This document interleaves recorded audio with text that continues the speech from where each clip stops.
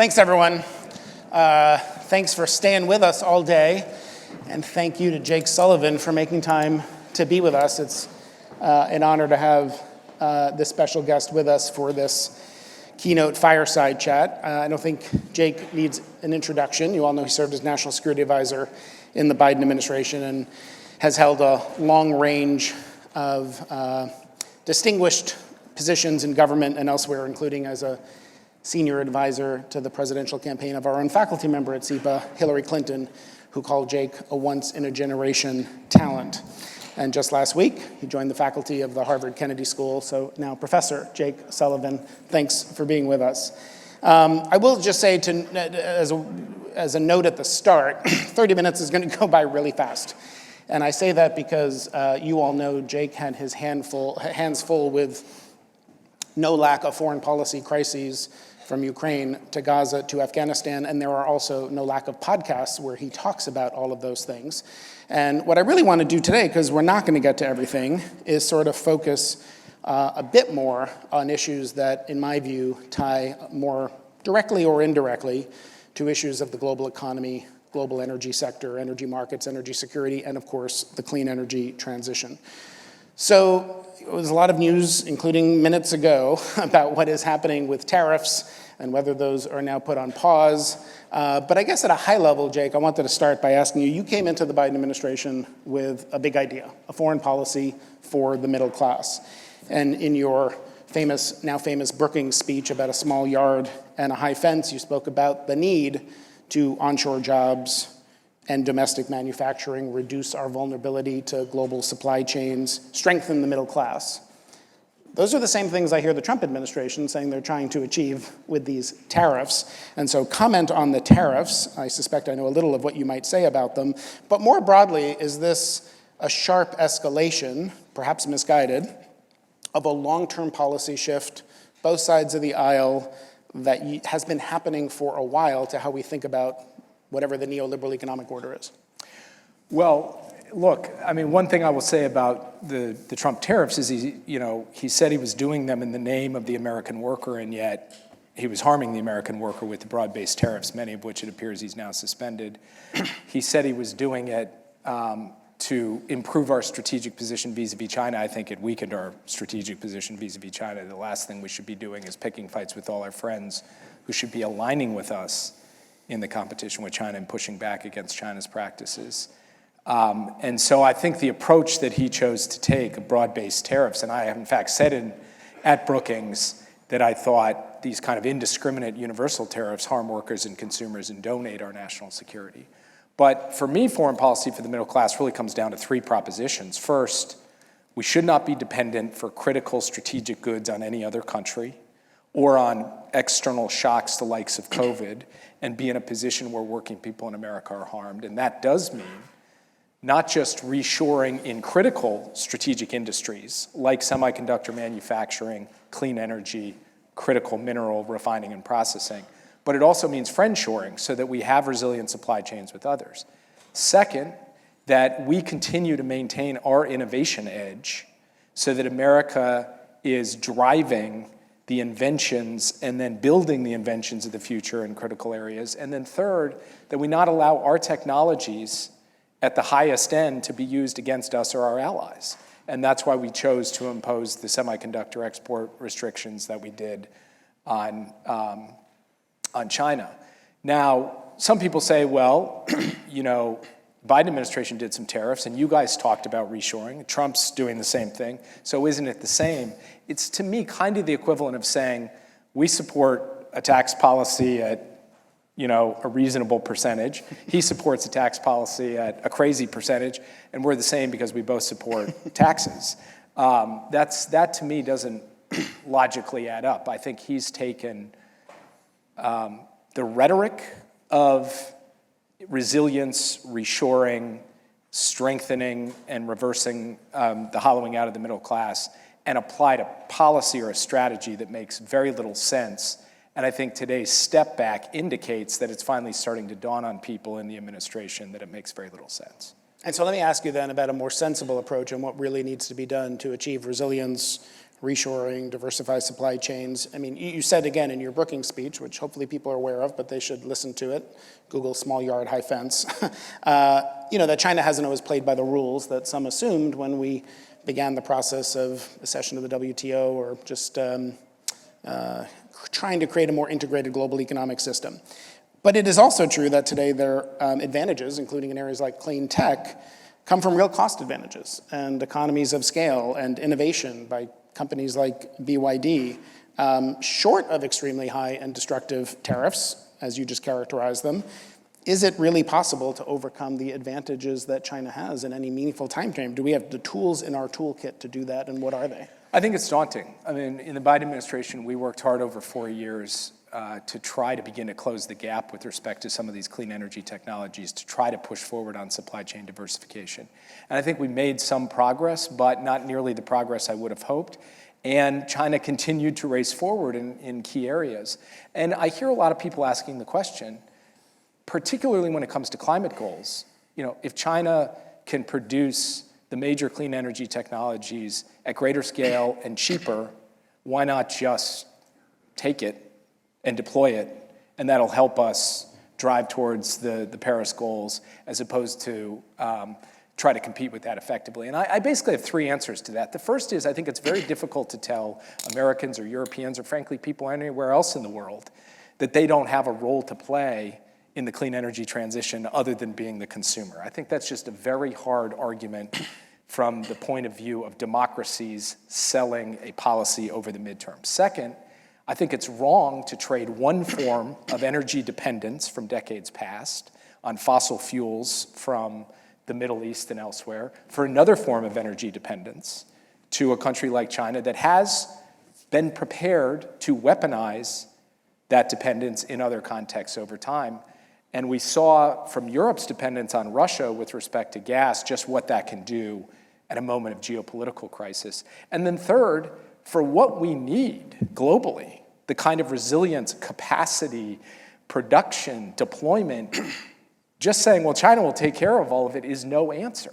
There need to be other people at the cutting edge, and it should be Americans who are there with the highest end, most effective technologies. Now, does that mean that we shouldn't differentiate, that there is no difference, say, between the US closing the gap on high-end battery technology and what happens with solar panels? I do think we have to distinguish between different forms of clean energy technology.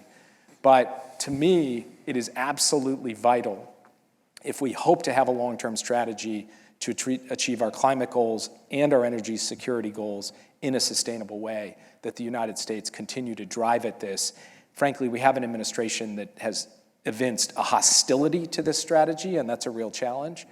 But I think if you look out over the course of the next couple of decades, this has to be a core American priority, not just from a national security perspective, not just from an economic perspective, but also from a climate perspective. Yeah, because if climate is a crisis and we need to deploy clean energy much faster than we are today, presumably you want it to be as cheap as possible. China can maybe help with that, but what I hear you saying is that sort of short-term thinking, given the consequences that come down the road. But you need to be smart about where you're willing to bear that extra cost, security premium. That doesn't mean everything. This comes to the question of how small the yard really is or how big the yard is, when it's not just economic and energy security concerns. John Podesta spoke last year here about the carbon intensity of Chinese products versus our own, and domestic jobs, the politics of Pennsylvania and Michigan. Like, when you take all those together, maybe the yard's not always as small, and then you get to a lot of products that can really slow down the transition. Look, I acknowledge that when you embark on a strategy that involves restrictions, whether it's on semiconductors or on electric vehicles driving on American roads, there can be a temptation to take that to its logical extreme and to take what is a small yard and make it bigger and bigger until the yard occupies the entire field. I acknowledge that. That is why you need discipline and rigor. It's also why you need transparency. You need to show your work. Why are you selecting either the products or the sectors you're selecting? What is the criteria you are using? And in my Brookings speech, I tried to lay out a series of questions to answer that. Now, that's not going to be perfectly satisfying because there isn't a mathematical formula. You can't plug this into an AI and just get an answer. It requires trade-offs that are not just technical trade-offs, but we have to acknowledge that are geopolitical and political trade-offs as well. But that kind of approach, I think, is necessary because the alternative of saying, well, we're not going to do it is, and we're going to forswear any of the trade-offs, is making a choice too of a different kind that I think would leave us in a real challenge. The last panel was talking about critical minerals. I think we should all ask the question, if China chooses a strategy to manipulate, frankly, the price of a particular critical mineral with the impact of stopping the development of production or refining in other countries to amass greater monopoly control over it, do we think for the long term that is good for our security? I think the answer to that is no, but beyond that, do we think that's actually going to be good for the climate long term? And I would say the concentration of clean energy production, processing, and refining capacity in one country that is also involved in a large geopolitical competition is not a sustainable way to take on the big energy, climate, economic, and security challenges of our time. And there have been enough warning signs, in my view, that validate the strategy that we were pursuing that has to be constantly refined, constantly updated. And now we're in a bit of a intermission from that because you have the president saying basically, let's go all in on coal just in the last 24 hours. But we should use this intermission collectively to say, how do we design a strategy that tries to get this formula as right as we possibly can? And that's a conversation I want to be a part of. And I have the humility to say, we didn't get everything right. It's a source of constant adjustment. China has to have a seat at the table, and we should not just compete with them, but partner with them on climate issues. And I spent a lot of time sitting across the table from Chinese officials, talking about our difficulties, but also talking about our opportunities, including in the climate and energy space. And so that is the kind of conversation that I think people in this room and beyond should be having, but we should be doing it with clear eyes about the fact that it's not as simple as just saying, let's get the lowest cost, fastest product deployed as quickly as possible, because that brings with it a series of risks that I think will come back to haunt us. I used the phrase crisis a moment ago to refer to climate change, and I'm just wondering how you think about that. You had a million problems on your desk every day, big ones like Russia and Ukraine, Gaza, Afghanistan, so many more. When you think about climate change as a national security issue, is it like, yeah, no, it's a real issue, but like I got 80 million problems on my plate and this doesn't rise toward the top of the list? Or should we be taking it much more seriously and should it be further toward the top of the agenda? And how do you do that if you have the crises, fast-burning fuses versus slower burning fuses? Yeah. How do you think about that? Look, I acknowledge it's very difficult. We had to maintain discipline on something that is less of a comprehensive and long-term challenge. That is the geopolitical competition with China, the discipline to focus on that, because that's not necessarily an everyday issue the way that getting munitions to the front line in Ukraine or dealing with humanitarian assistance in Gaza was. And then one step up from that are, to me, the twin challenges that will define the course of humanity over the course of the next 100 years, the climate crisis and artificial intelligence, both of which require enormous and sustained effort and energy from across the US government, and not just the quote-unquote climate people or the quote-unquote AI people, but the National Security Advisor, the National Economic Advisor, and of course the President of the United States. And so for me, the way I think about climate as a national security issue, one, at a very basic level, what is national security? It is the safety, lives, and livelihoods of the American people. And the climate crisis, just at an existential level, has an impact on that. But then you think about climate as a force multiplier of every security challenge that we have, from resources to migration to these issues related to the geopolitics of clean energy supply chains. And all of a sudden, climate is shot through everything we're dealing with everywhere. And so if we don't have a coherent strategy on this question, we're not going to be able to have an effective modern industrial policy. We're not going to be able to have an effective sort of intersection of technology and national security policy. And we're not going to have an effective outcome to the U.S. competition with China. Can you say another word about the other issue you brought up, AI, and how do you view that as a national security issue? What are the threats and what do we need to be thinking more about? Look, unlike the climate crisis, which is, essentially a collection of cascading harms that we need to arrest and reverse. AI is a combination of massive benefit and opportunity and massive risk. And so we have to design a set of strategies, to put it very simply, that make AI work more for us than against us. What are the risks? The risks are the capability of AI in the wrong hands, causing massive harm through cyber, bioweapons, the democratization of basic technology like drones that no longer just nation states have their hands on and can be used to cause harm at massive scale. Economic dislocation, if we're not smart about how we manage the disruptions that will be caused. An avalanche of misinformation and disinformation that will eat at the foundations of our democracy.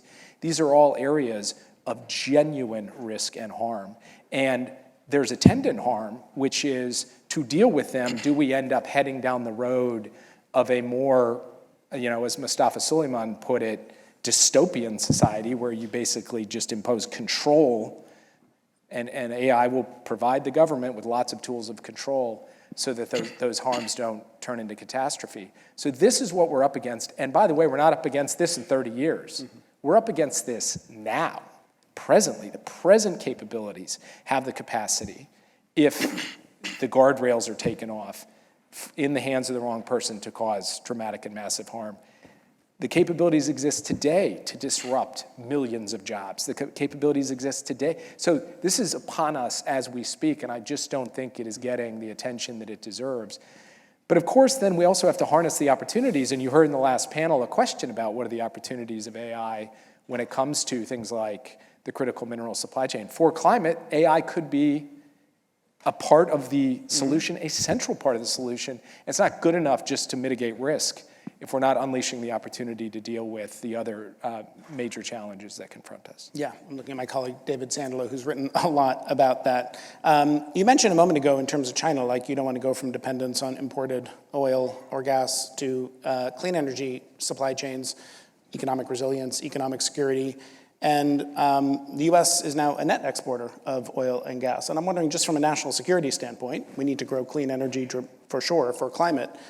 Did the shale revolution enhance America's position in the world geopolitically, or is that sort of overblown sometimes in energy conversations? Look, I think it's hard to argue it didn't, both by reducing the capacity of an energy cartel to hold us at risk, not eliminating it by any stretch, because as we've seen, we are subject to the global oil markets, but reducing it, and that's leverage, and that enhances America's capacity for as long as our economy runs on fossil fuels. Second, we have a very recent example, which is the United States being able to flow LNG to Europe at a time of crisis as they were rapidly moving off of Russian gas.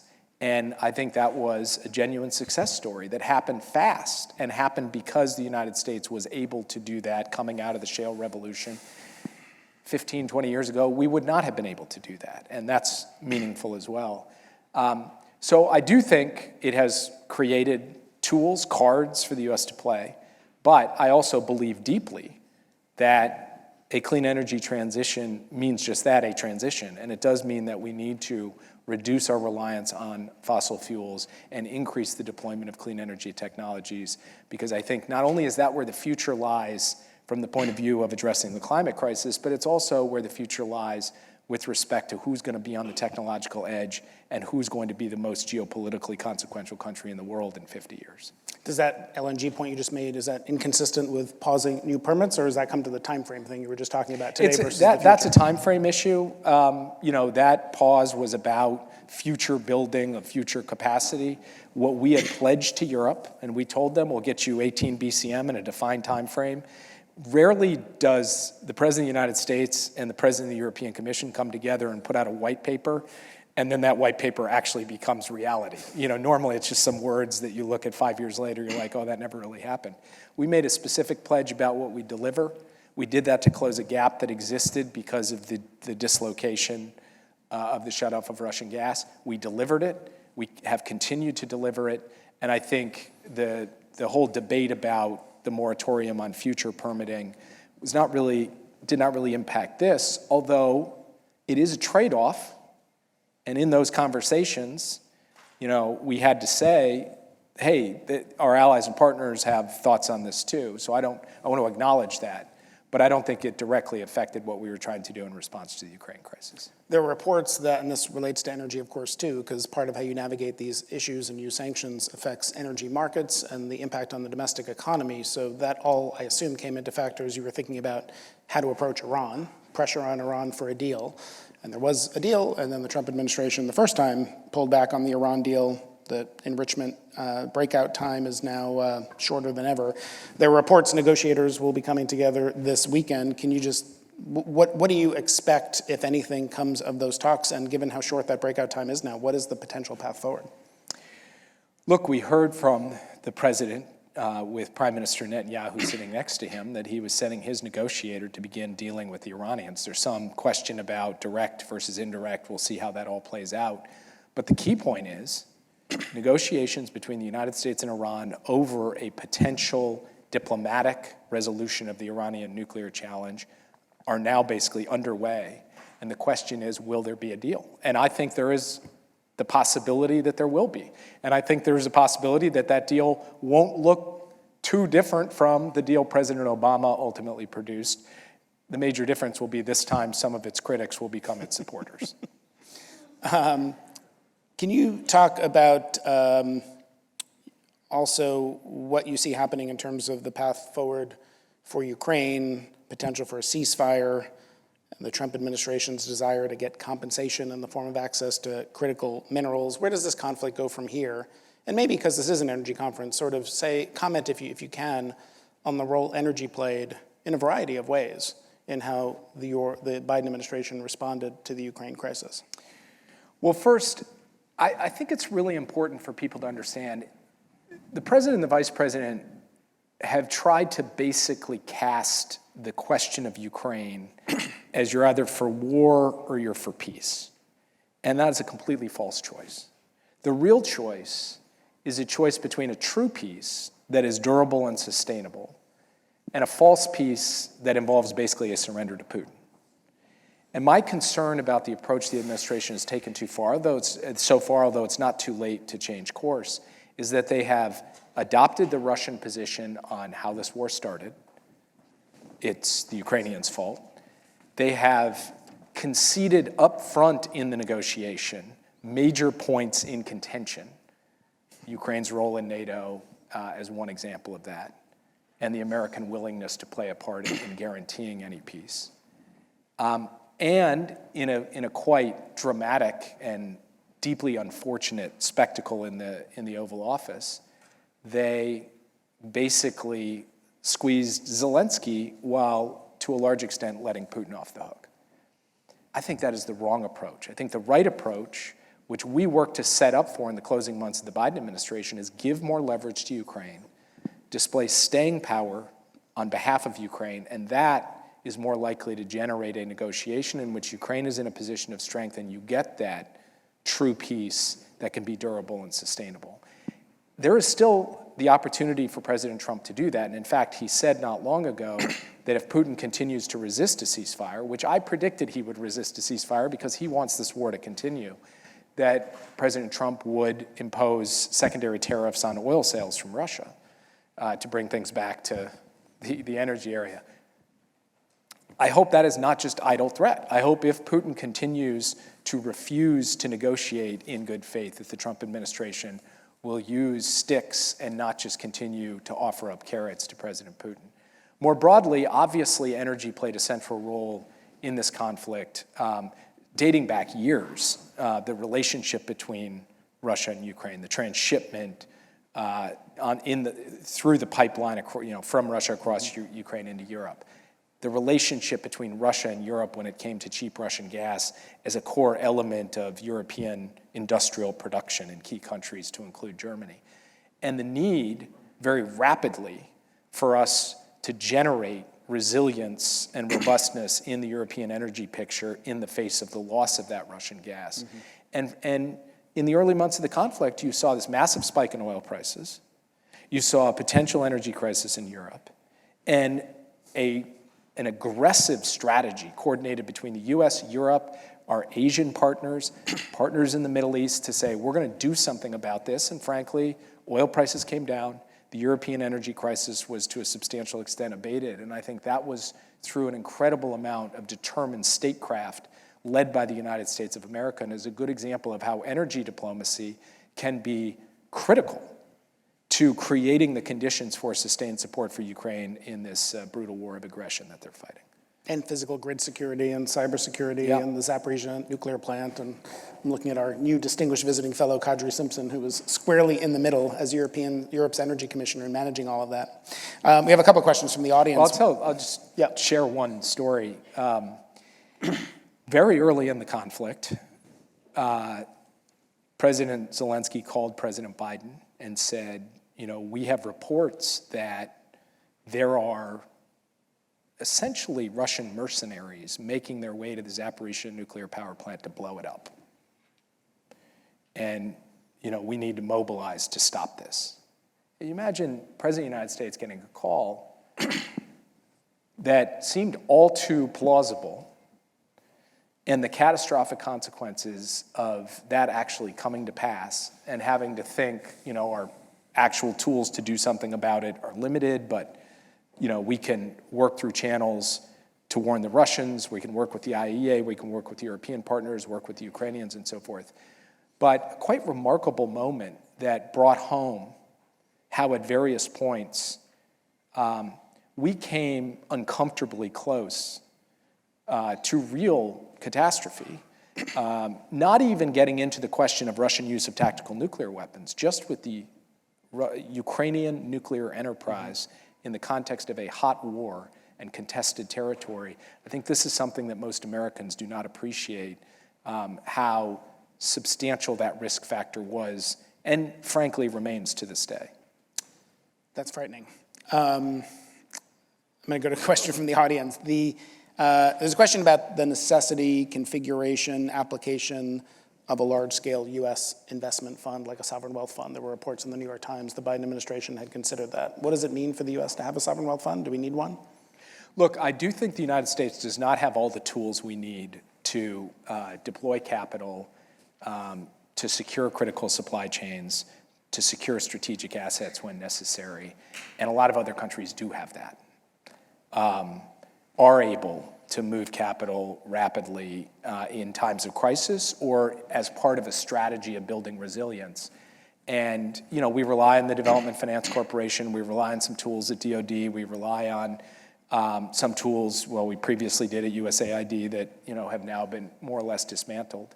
But the idea of a strategic investment fund that could do investments both in the United States and abroad as part of a strategy of really securing supply chain resilience for the long term in critical areas is something that we took a hard look at and ran a whole policy process on. And it was coordinated out of the National Security Council, but we worked with, obviously, all of the key economic agencies, Treasury, Commerce, and throughout the U.S. government. We ran into hard questions. I think, in principle, the U.S. not having this tool is a problem. It is a gap in our capabilities. On the other hand, how you do it in a way that it doesn't become a slush fund is a challenge. And if you put too many guardrails on it to avoid it becoming a slush fund, does it just become another sclerotic U.S. government program that isn't effective? So I think that there are design and execution challenges that we didn't get all the way through. But the idea of having a flexible financing authority for critical strategic goods, supply chain features, assets along a supply chain in critical minerals, in semiconductors, in EV batteries, potentially in APIs, in advanced pharmaceutical ingredients. These are things that the United States should be figuring out so that that gap does not persist over the long term. We only have a few minutes left. I wanted to see if you wanted to take an opportunity to respond to a mutual friend, your new colleague also, Jason Furman, who wrote in Foreign Affairs recently about Bidenomics and why the embrace of industrial policy and demand-side stimulus, what he perceived as a retreat from free trade and market forces, caused part of the inflation crisis that featured so prominently in the November election.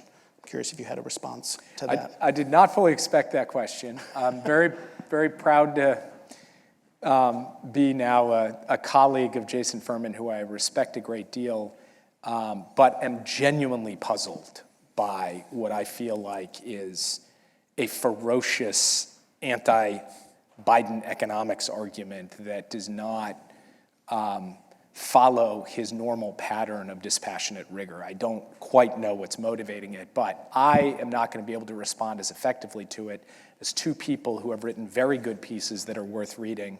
One is Jared Bernstein, who's the chair of the Council of Economic Advisors, and the other is Gene Sperling, who ran the American Rescue Plan that Jason Furman says was the cause of so much inflation. And I think those two pieces lay out in detail how the core proposition that Jason puts forward, and I'm not an economist who can really comment on this, they've laid out the evidence, that the ARP was the cause of inflation in the United States. They really, I think, expose the weakness of that proposition. And once you take that proposition away, there's no longer the foundation for the critique that Jason Furman has put forward.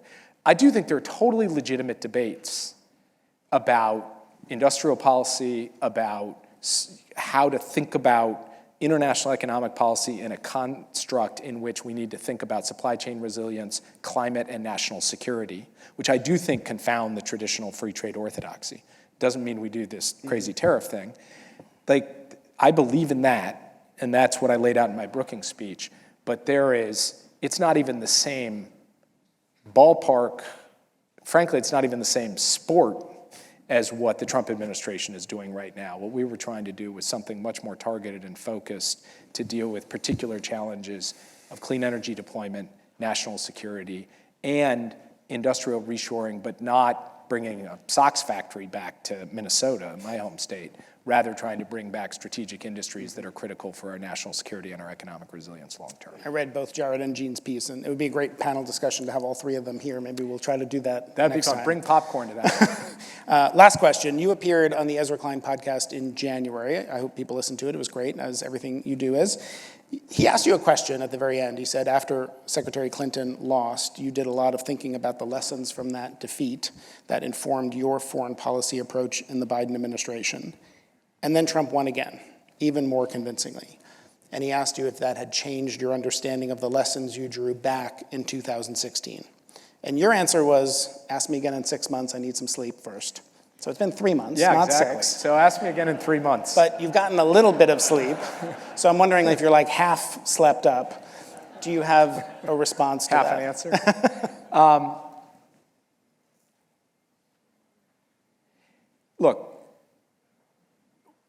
when you have a formula like foreign policy for the middle class, it sounds kind of catchy, and so people think that's a political tagline. That's a political argument. But for me, and if you read what I've written about it or spoken about it, it's never been a political argument. It's a substantive argument about what I think American national security and foreign policy should prioritize and do. And I actually continue to believe that the basic formula that we implemented in the Biden administration with respect to the engines of American dynamism, industrial capacity, resilience, growth, those were the right things to do. And I think we handed off to the Trump administration a pretty good economy and a pretty good trajectory. And if you look back at the beginning of the Biden administration and you ask the question, where's China going to be and where's the US going to be at the end of the decade? The prediction was China would have surpassed us across most dimensions, including potentially surpassing us outright as the largest economy in the world. At the end of the Biden administration, you could not say that. And I think the combination of policies we pursued will play out over time if they're not completely destroyed or dismantled quite positively. Now, what President Trump has done most recently is so dramatically upend everything that it's hard to tell where this all goes. Where does the American economy go? Where does the American role in the world go? But on reflection, I think there were a lot of challenges heading into 2024. Chief among them, elevated price levels coming out of a COVID supply shock. But I think the basic underlying formula of investment in American capacity in the ways I've described, I do not want to throw the baby out with the bathwater and say that formula needs to go. That's where I'm at in 3 months, but come back in 3 months because, I'll have adjustments to that and lessons learned and things I would say we could have done that differently and better, and obviously we should have, the inflation question looms so large. I think it was not about policy choices. I think it was happening everywhere in the world because of COVID. But there are things, obviously, in hindsight, that we could have and should have done better. But on the core, unlike in 2016, where I really kind of questioned the core of where I had been, I'm not there in 2025. We'd love to have you back in 3 months after you've slept a little bit more. When I had the privilege of working for the National Security Advisor back in the Obama administration, I saw the teeniest little bits of how impossibly demanding and challenging and difficult those jobs are. And I just want to conclude with all sincerity by saying thank you for your service. Jake Sullivan.